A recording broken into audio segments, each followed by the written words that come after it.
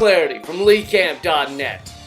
Even a dog knows not to where it eats. You've heard that expression, right? Even a dog knows not to where it eats. But we are no dogs, and that entitles us to where we eat.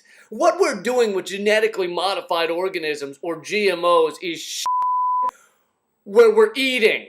You see, corporations produce plants that have been genetically modified for various reasons, and then they feed those foods to us. That doesn't sound so bad in and of itself. They're just fixing up some corn the size of footballs, and apples the size of Newt Gingrich's head, and kumquats the size of Newt Gingrich. Who could have a problem with that, right? But the problem comes in because we're not evolutionarily designed to handle this stuff, and the corporation doesn't want to spend 30 years doing endless testing on the frankenfoods they've created in some lab in a secret location with a crazy scientist who endlessly giggles to himself while holding a pickle in one hand and a caterpillar in the other. If a corporation gives us food that causes cancer 10 years down the road, what the does it care? They've already got the money, and you won't know where you got the cancer. For all you know, you'll think you got it from that alley cat that you let sleep in your bed for a week until you realized he doesn't really love you, he's just using you. I mean, some of these GMO foods have been shown to cause extreme allergic reactions. Let's be honest, Americans nowadays are sometimes allergic to peanuts and gluten, wheat and sunshine, reading and polysyllabic words. I myself am allergic to reality TV shows that don't involve crab fishing.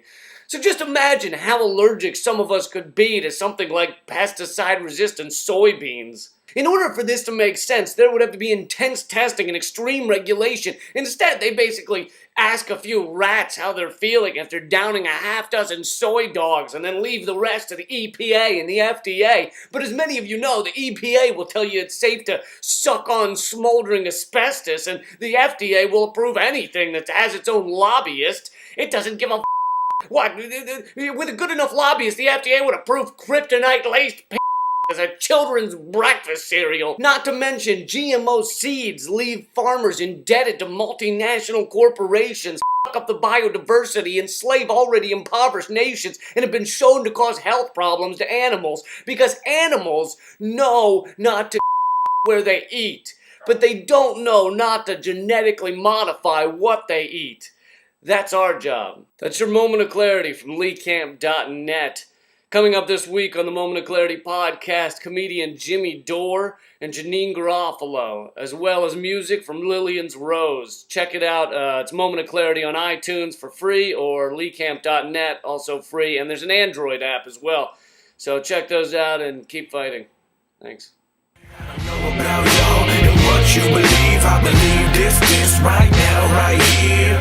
Not about us dying in a million years. Stop allowing them to build up your fears. I don't know about y'all and what you believe. I believe this right now.